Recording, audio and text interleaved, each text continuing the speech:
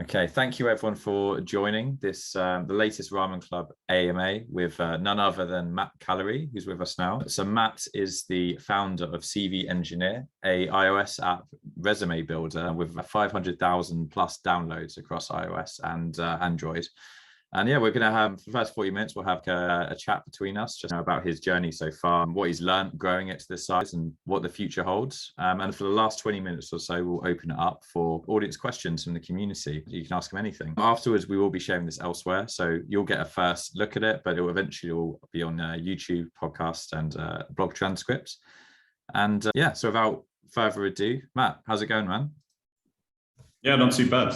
Happy to be here. So yeah, I did a brief intro, just high level, what you're doing with CV Engineer. But can you maybe tell us a little bit more about your general background and how you got into building products in the first place? Yeah, absolutely. So at the moment, my day job is I'm an Android engineer. Until recently, I was working for Epic Games, building social media apps, but recently moved to a startup called Tilt, which is building a new e-commerce. So I actually started my career as a headhunter. I was doing exec search, so mostly hiring senior tech people for banks in London. And then when companies like Monzo started to launch, CTOs, chief data officers, etc., and quickly realized that what they were doing was much more interesting than what I was doing, which was a pretty soulless sales job. I quit it, went back to university, did a computer science master's, and since then have been working on various things in the London tech scene. But CV Engineer came out of that computer science master's. And so at the end, we had this ancient professor who always set everyone their final project was to build this Java web app. And I was just like, no one builds Java web apps anymore. So can I just build an Android app in Java instead? And because I'd worked in recruitment, a lot of people on the master's course were asking me to check their CV because they're applying for software engineering jobs. And I was just giving everyone the same advice over and over again. So I was like, I'll build an app that helps people build their resume and gives all of the advice and examples that I would normally give them, and just packages it into one product. So yeah, that's how it started. And then, yeah, after my master's, I was looking for jobs, and job hunting's really boring. So I was like, I'll carry on building it and launch it on the Play Store and see if anyone downloads it.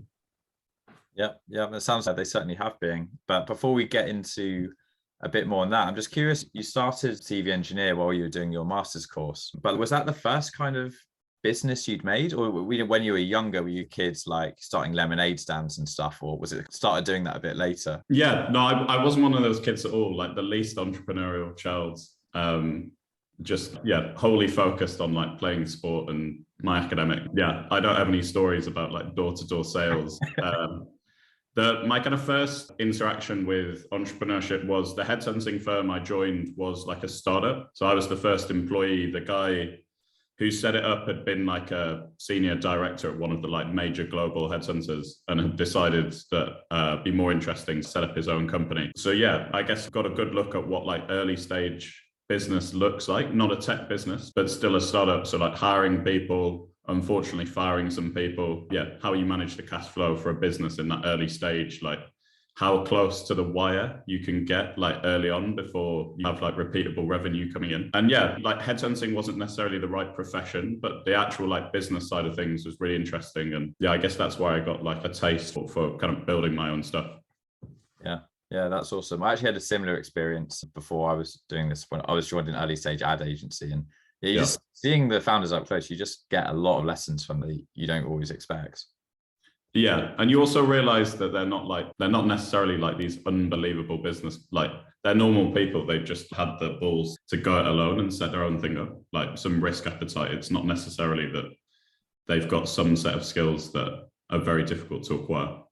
Yeah, I totally agree. That was my experience as well. And so back to CV Engineer, thinking about validation, well, it sounds like obviously originally you had people frequently asking you feedback on CVs, and so that it seemed like there might be an idea for a product there. But were there any kind of, after you built it, were there any sort of things that you did to try and understand how high the potential it was for it, whether it was worth really focusing on it? So it was by no means a new product. Quite a lot of apps existed in that category already. And on the Play Store, you can see a rough download number that they're on. And some of them were 10 million plus downloads. So I guess and they were rubbish. Like you went onto them and it was like everything a mobile app shouldn't be, like ads popping up all over the place, like UI that looked like it was from the 1990s. And so I was like, there's clearly a demand for this kind of products. You can see it from the download numbers, and like these apps aren't high quality. It's not like you're competing against Snapchat or someone. Yeah. So I guess that was the kind of the initial validation that it was worth kind of building it out and launching it and seeing how I did. Yeah. And obviously seeing it grow, it must have made you feel more confident as well. Yeah, it grew a lot quicker in the early days than I expected. I think it took a few months to get up to 10,000 monthly active users. And then maybe in 6 months, I was up to about 30,000 monthly active users. So yeah, in terms of user acquisition, it came a lot easier than I expected. I put quite a lot of work into getting those initial downloads. But at the time, I wasn't really treating it as a potential business. I was just using it as an example.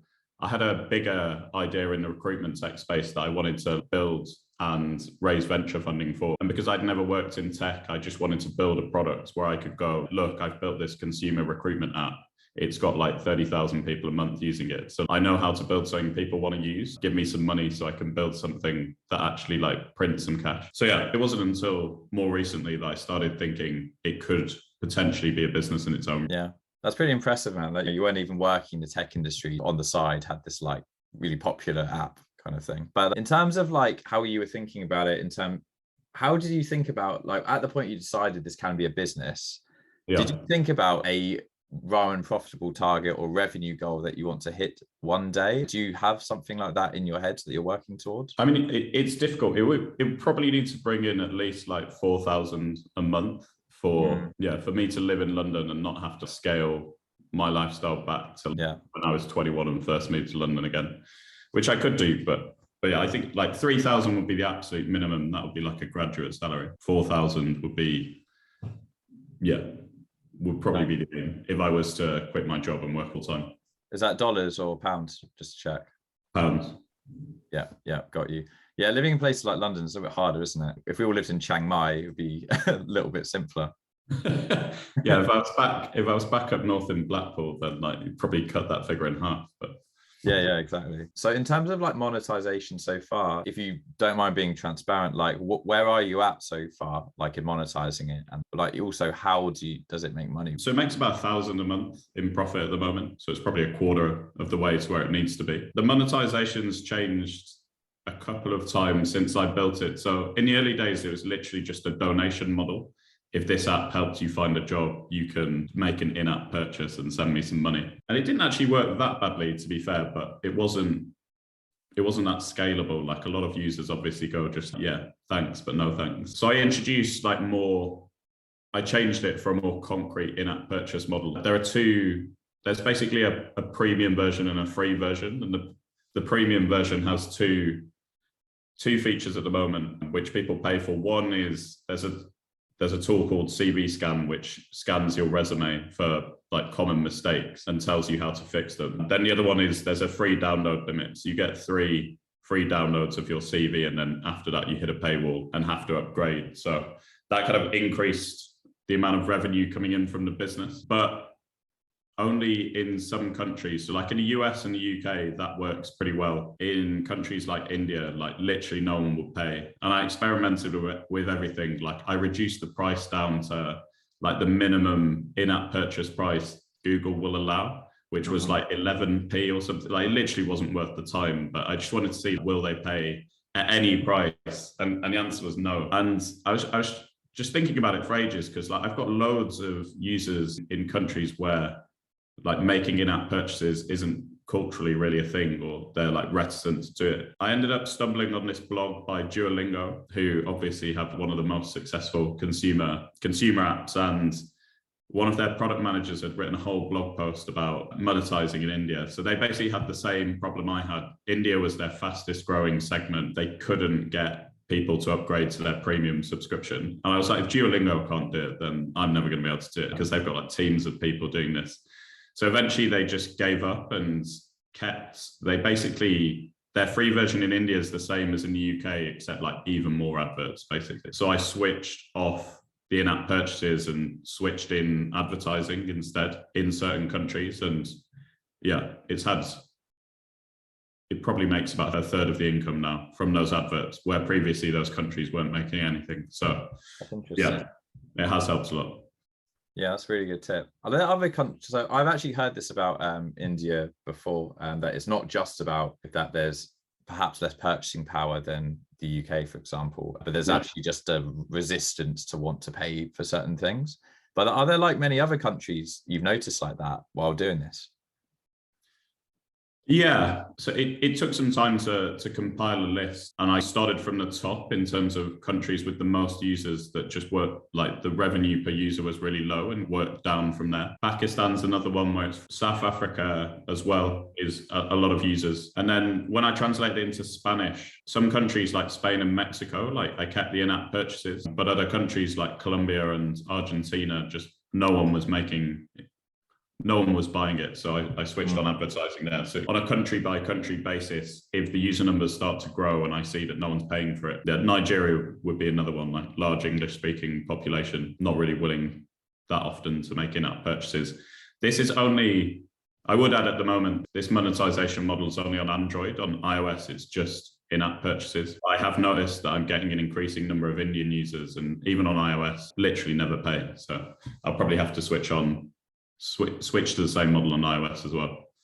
Yeah, makes sense. So that's super interesting. I hadn't really thought of that as different models depending on the country, sort of thing. And I'd love to talk a bit more about your growth tactics.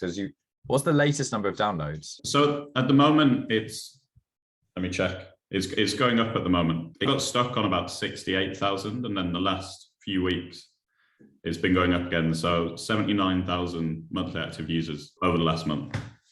How many total downloads now? It's probably going up about 60 to 70,000 a month downloads, maybe. So you might have.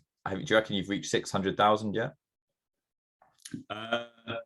No. Yeah, probably towards the end of the month or the start of June, it'll hit 700. So at some point in this year, it will hit 1 million downloads, which is a landmark that I'm looking forward to. Yeah. So I'd love to just hear about what kind of tactics you've used for it, but especially like maybe through the lens of how this changed as you scaled. Because I imagine what you do right at the beginning when you're trying to just scrappily get users maybe slightly different to later on when you're at a bit more scale, sort of thing. Yeah, absolutely. So at the start, it's like the App Store and the Play Store have a chicken and an egg problem of, if you have no users, no one's rating your app.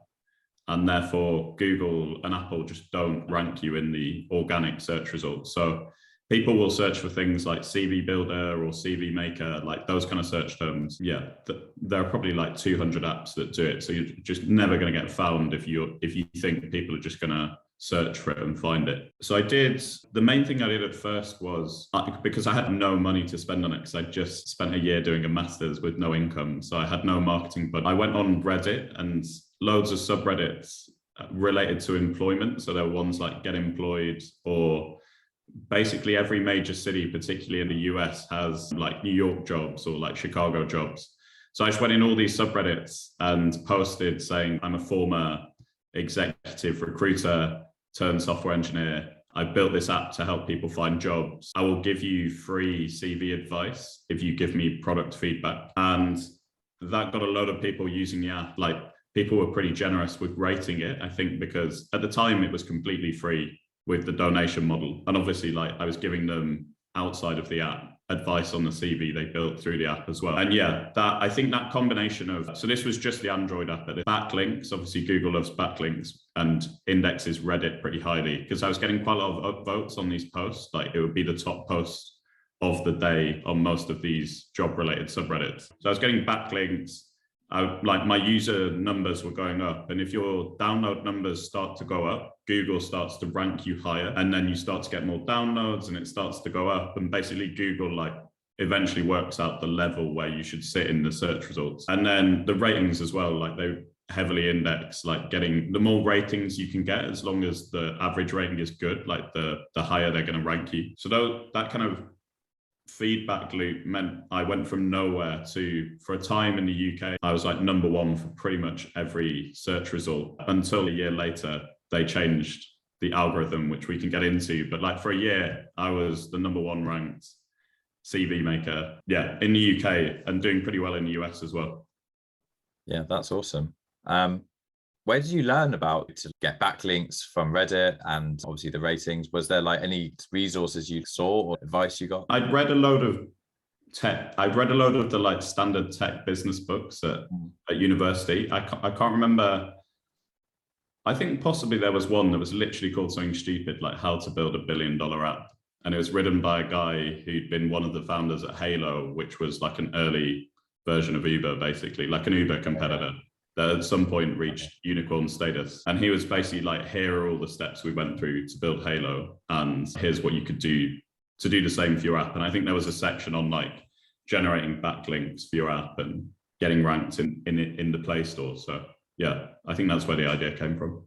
It's really interesting. Now, did you think much about App Store optimization at that point as well? No, not early on. I didn't really know much about it, other than at the time I knew the Play Store ranked backlinks quite heavily. I think they've decreased. It still helps, but I think they've decreased their reliance on that. So I was just focused on those two things early on. Like App Store optimization came later. Yeah. Gotcha. All right. So yeah, so you started off posting on Reddit, focusing on getting ratings, backlinks.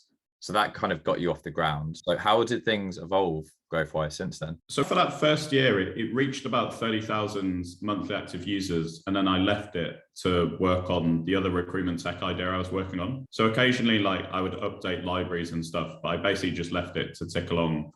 And then one week I looked at my like analytics and just my user numbers had crashed, like down from 30,000 to, I think they eventually hit like 8,000 a month. A quick Google revealed that they changed the Play Store algorithm. They'd done like their biggest ever update to it.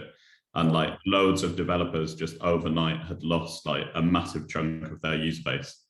And it was so bad that Google actually had to reveal some of the changes that they'd made, which they don't usually do. Some guy, like the product manager for the Play Store, did this talk where he was like, we've been running some A/B tests on our side, and we've basically discovered that these three factors are the most important, like more than backlinks, more than ratings. It was crash user retention and daily active user engagement. So they were like, those three things are now what we're most heavily ranking on. And my app wasn't terribly buggy, but it wasn't like perfect either. So like the crash rate could have been better and is now much better. But yeah, I like those three factors, I was clearly doing worse than some of my competitors. And yeah, just completely tanked the user base for a while. And it wasn't until I started working on it maybe a year and a half ago that started to turn around so I had to ditch the recruitment tech business I was trying to build when the pandemic hit. VCs weren't keen to invest in recruitment businesses, like recruitment tech businesses, when nobody was hiring. So I started working for Epic Games as a mobile engineer. And then I was basically using the app upskill in my spare time. And I started to like work on the crash rate and work on increasing retention and daily active user engagement, etc. So yeah, I think it's now the case that like you really do need to look at your app's like health metrics. So like my crash rate's now that I think it's like 99.9% of sessions are crash free. Application not responding rate, which is when your app like freezes for a certain number of frames, got that right down. And I guess like it makes sense, because obviously if like your app crashes a couple of times, someone's just going to delete it. So then you're not going to retain that user. But also if it crashes, they're probably not going to pay for it either. So it affects the revenue. And also Google did this study where crash rate is directly linked to average rating. So the most common reason for a 1-star review is the app keeps crashing or the app's buggy, etc. So they were right, but it was incredibly painful to see, 2/3 of, like, it wasn't bringing in a huge amount of money at the time, but like the money was useful. Yeah, to see 2/3 of that just disappear overnight was a shock to the system. And it's one of the reasons why if I was to focus on this full time, my level of ROM and profitability might be a bit higher than other people, is because I know for a fact that Google could just take some of that away, like literally overnight. Wow, that's crazy. So it sounds like the Google algorithm is maybe more of a concern than the iOS one. Yeah, potentially, but iOS could do the same. I think they're just less prone to mess around with it, probably because they make more money out of it. So they've got more to lose by changing it. But yeah, I think to be fair, since then, I haven't noticed any major algorithm changes that have just suddenly collapsed my user numbers. Yeah, but you can never say never. Okay, so to summarize, so it just sounds like your main source is just making sure the Google and iOS algorithms are playing nice for people searching for resume builders. Do you ever use anything like paid acquisition or create content as well, or is it the main focus just to make sure that you're fulfilling those metrics that they look for? Yeah, so it's predominantly been a focus on organic acquisition. So I actually had a call at some point, I think it was end of last year, with, is it Guillaume, who's in Ramen Club, who builds the apps? Yeah. He's on the call actually. Is he? Yeah. Yes, I am. Bye, guys. Hello, guys. Hey, how's it going?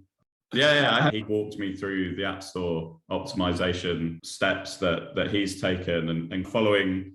I think over the last 6 months, like 2 things have taken the app from 20,000 users or wherever it was to 70. And one of them was translating into other languages, like particularly Spanish has had a massive effect. Like I think Mexico is now my 4th highest country by user numbers. And the other was like a bigger focus on App Store optimization. So using an ASO tool, App Radar, to update the description so that I get more results from, or more users from long tail searches in the App Store and Play Store, and then running A/B tests on the app icon and the app screenshots had a major effect as well, like a 30% increase in users from designing new assets for the App Store. 30% conversion increase. Yeah. Wow. Oh yeah, I remember you shared this before. Yeah, you showed you just updated the logo. That's crazy. Yeah, and it was something like 38% increase in conversion rate just from changing the logo. Yeah, and then a bigger focus on prompting users in-app for ratings to boost those numbers as well. That's awesome. No, that's really comprehensive. Thanks. Yeah, love hearing how it kind of changes at different stages as well. And what would you say has been the sort of lowest point so far in building CV Engineer, and how do you get out of it? Or was it that Android update? Yeah, that was the worst point. Yeah, there's not been anything. I'm trying to think if there's been anything else, but yeah, that was definitely the worst point, just a complete collapse. And when I built back, it wasn't the same for quite a while in terms of when the users started coming back. They were predominantly outside the UK and US for a while. I think that algorithm change made it a lot more competitive in the most lucrative market. So it's taken a lot of work to get back up there. In terms of paid user acquisition, I only do it when Google send me a voucher, basically. So I do it and then I stop my campaign, and then they send me £400 free if you start your campaign again or something. And then I do £400 of paid advertising and then switch it off. So it's not really a repeatable strategy. I'm not the right person to talk to about paid acquisition. Sure, that's thrifty. I like it. Yeah. And then content, I haven't really tried either, largely because it's such a competitive market. I'd be competing against Indeed, Monster, LinkedIn.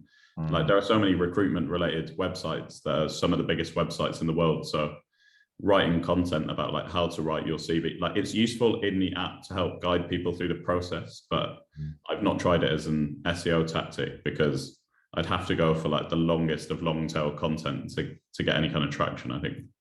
Yeah, no, that makes sense. It's a tough market, but on the other hand, I do think it's an interesting learning because indie hackers, I believe, have a tendency to try and always do something that's completely brand new and hasn't been done.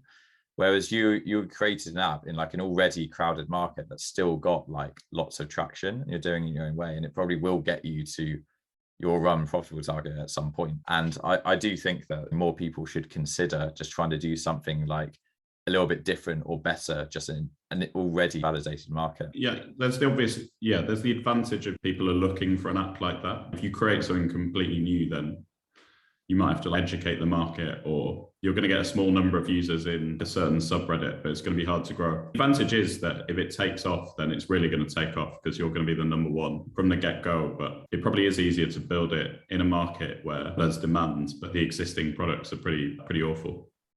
Yeah, for sure. And is there anything you would have done maybe very differently if you could start again now?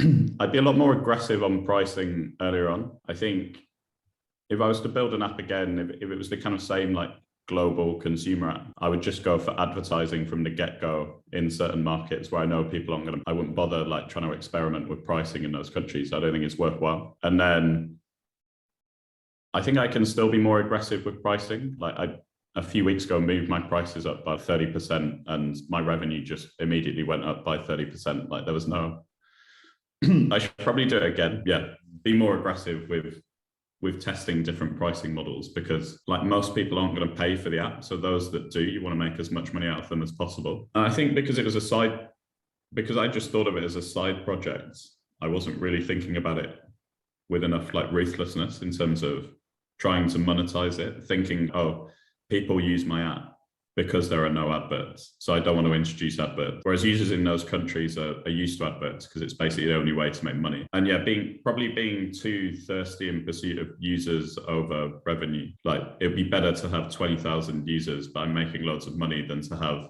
100,000 but they're giving me 1p each or something.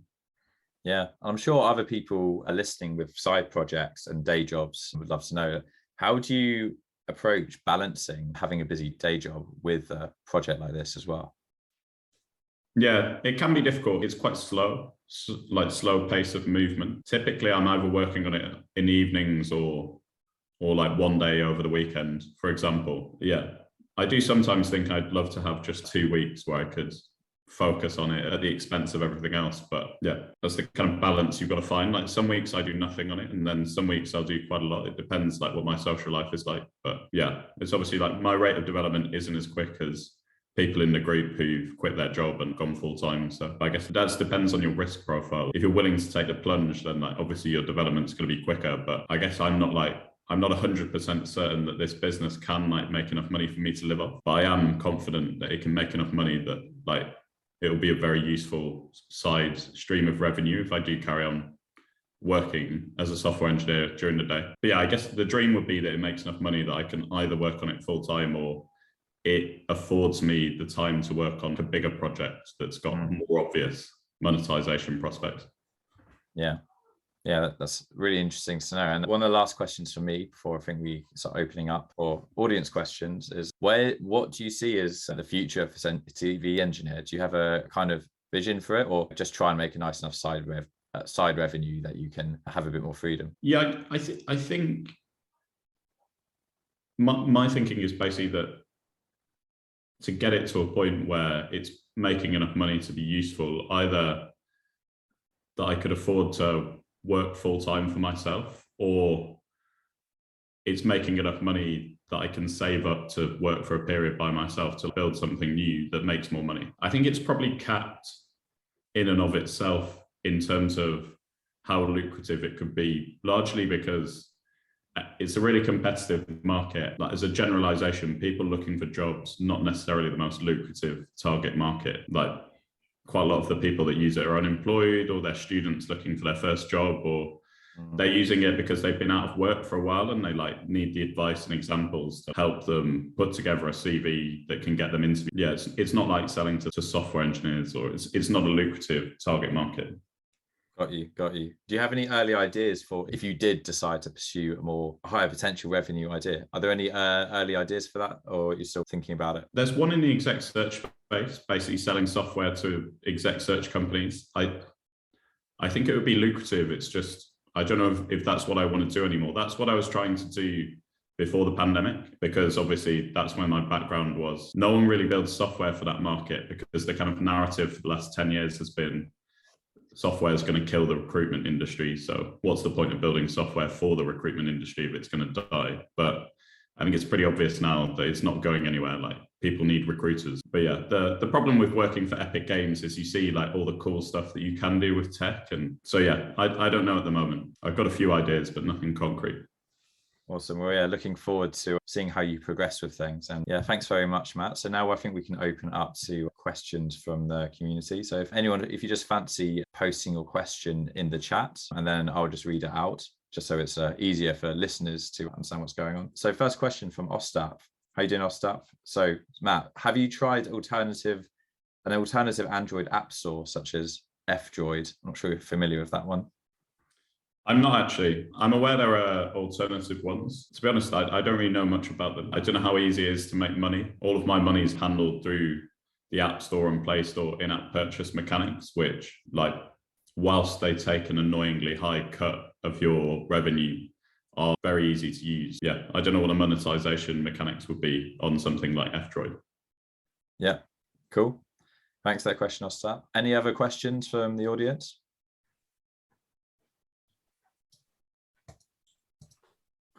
So a question from Guillaume. Did you think to create a web version to eventually leverage web search? Yeah, I do think about it quite a lot. I think the obvious advantage is that a lot of people, when they're putting together their resume, they don't think I'll use my mobile phone for it. They obviously use Microsoft Word or Google Docs on their laptop. I guess there are two things holding me back. One, I know nothing about web development, so there'd be a learning curve. And two, I guess my thinking has always been, can I make enough money from the mobile apps that it makes sense to build a web version to make even more money? Because I think probably you could make more money from a web version. Like, typically web products charge a higher, which I think is what Graham's just said. Yeah, avoid the cut. And it would probably be better for cash flow as well, because Google and Apple just pay you once a month. And they usually, I think Apple has 45-day payment terms. So it takes ages to get the cash in the bank from those in-app purchases, whereas on web, you'd be getting it like every week from Stripe. But yeah, I think if I can get the mobile app to a point where I think the revenue from that is interesting, then I probably will build a web version. Yeah, it would make a lot of sense. Out of interest, from another question from me, what is the take rate for the Play Store versus the iOS app? So it changed actually, largely because my former employer, Epic Games, sued both of them for how high the take rate was. So it used to be 30%, which is crazy. And Apple and Google did something really clever where, because obviously every indie mobile developer in the world got behind Epic suing them about this because everyone was losing loads of money. They said, if you make less than $1 million a year on the App Store and Play Store, like, separately, we'll reduce that to 15%. So it's now 15% for me because I'm making less than $1 million on both. But they make 90% of their revenue from the companies that are making more than $1 million a year. So it doesn't help companies like Spotify or Epic or etc. But it kind of took most of the indie development out of the equation. Yeah, because 15% isn't terrible. Like, the best you can get on any platform is probably like 10% on any equivalent, like Epic Online, even like the Epic Online store is 10%, I think they take. So 15% isn't. And if I ever make more than like $1 million on one of the platform a year, then like I'm not going to be worried about losing, like going up to 30% that much. Yeah. Too busy drinking pina coladas in Miami to worry about that. Yeah, I'll be on a beach. Good stuff.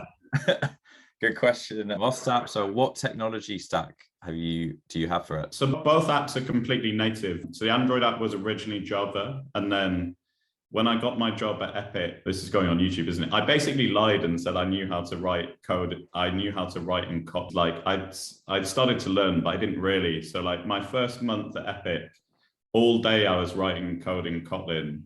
And then all night I was rebuilding my Android app in Kotlin to learn as fast as I could. And it was during one of the like major lockdowns, so there wasn't anything else to be doing. So yeah, I rebuilt the Android app in Kotlin, which has made it's now much faster to develop it. And then the iOS app is Swift. I think if I was to build it again, so when I was at Epic, I was an iOS and Android engineer, so I worked across both. And their tech stack was they used something called Kotlin multi-platform for the business logic, which means you only have to write it in Kotlin, and then it can be used by both your iOS app and your Android app. And then you write the UI code natively in Kotlin or Swift, depending on the platform. So it's like the best of both worlds. You get 50% of your code you only have to write once, but you still get all of the advantages of having native UI versus using something like React Native. So yeah, if I was going to build a new app, I'd probably build a Kotlin multi-platform app. Yeah, makes sense. So a question from Alex, I guess, is about your like roadmap, how it evolved over time. So how much your MVP changed from the current version? So did it have all the features at the beginning, or how did you progressively approach adding them at a high level? Uh, I guess the basic version was just, it was a form.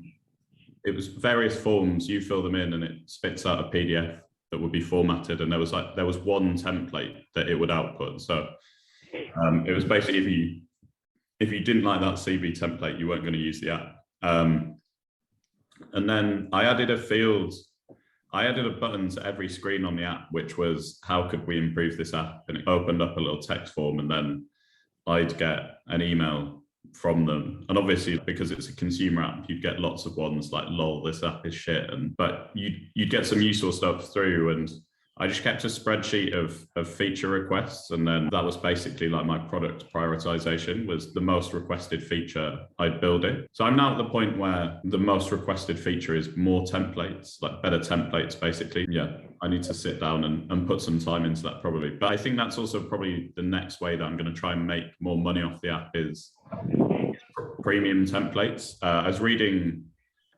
there's an indie hacker who, I don't think he actually built the original business, but he bought it for basically nothing. A company called Visual CV, which was like a web version of CV Engineer effectively. He wrote a blog post about taking it from nothing to, I think him and his co-founder were making like tens of thousands a month. Yeah, they were like, the main reason to upgrade to their premium subscription was premium templates. And they're like, it's a well-known monetization path. That's how Canva makes money, etc. Yeah, that's probably the next feature, and that's the next way that I'm going to try and make more money.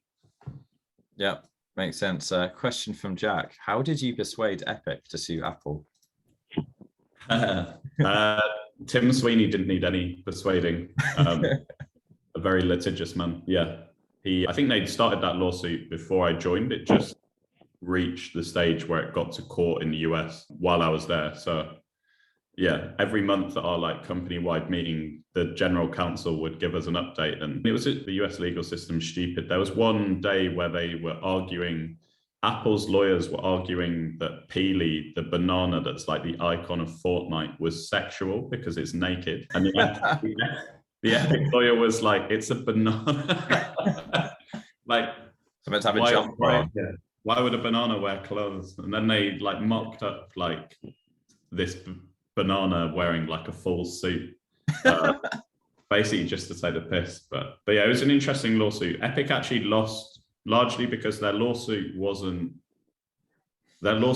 that it's a monopoly, that iOS and Android is a monopoly, and the judge was like, it can't be a monopoly because there's two of them, so it's a duopoly at best. But the lawyer did say in his like judgment that if instead of going after the monopoly argument, you'd gone after 30% is like too high a tax on the internet, then I would have been much more interested. So I think now like Spotify are taking them to court on that basis. 30% is too high. Yeah, which it's way too high. It's crazy.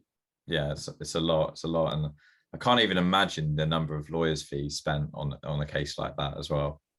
Well, the bigger cost was Fortnite was the biggest iOS app in terms of revenue when it reached court, Fortnite from the App Store, and it's still banned from the App Store. And I can't remember what information I have on it is privileged. Sorry, I just muted Abbas there.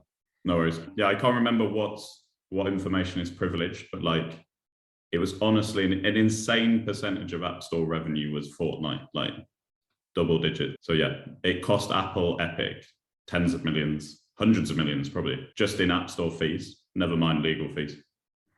Wow, it's absolutely nuts. And so another question from Alex. So we may have touched on some of this earlier, but aside from the subreddits you mentioned, how else did you reach your target users? Were there any other channels? So I guess apart from like obviously the App Store itself and subreddits, were there any other sources apart from those? I don't know if this counts, but one of the main ones that I focused on was getting people to share the app, so making it really prominent. It's actually something I'm working on right now. It's on the main menu, but as the main menu's got longer, like the share button moves further and further down. And I was doing some digging into my like revenue data the other day. A surprisingly high percentage of revenue came from people who'd had the app shared with them, so like direct rather than like searching through the Play Store. I guess it's because it's come recommended by someone else, so there's probably a higher level of trust. and therefore they're more likely to pay. So yeah, I put a big emphasis on sharing the app, and I think Google, I don't know, but I would guess that Google like rank that favorably. If you've got people sharing your app and they're downloading it directly, then obviously you're getting more downloads, you're getting more revenue, more ratings, which helps with your organic search. I'm trying to think if there were any like actual marketing channels, but I honestly don't think. I think one thing that would help that I've not tried is getting backlinks from major news sites. Like a few medium-sized publications without any effort from me have written about, here are the top like 5 CV builders on Android or something. But yeah, a backlink from like a major news website I think would help shore up the ranking. It would be less volatile, but I have no idea how to do that. So if anyone does know how to do that, message me. Matt, thank you so much for taking the time to talk through your story, your journey so far with us. Super interesting. Thanks everyone for joining and for asking such a thoughtful question. As mentioned, this will be shared in a few places, so I'll let you know when the recording and transcript is up and running. But yeah, everyone enjoy your weekends, and thanks a lot, Matt. Yeah, any more questions, just ping me in the Slack. Happy to answer. Absolutely. Thanks very much, man. Appreciated.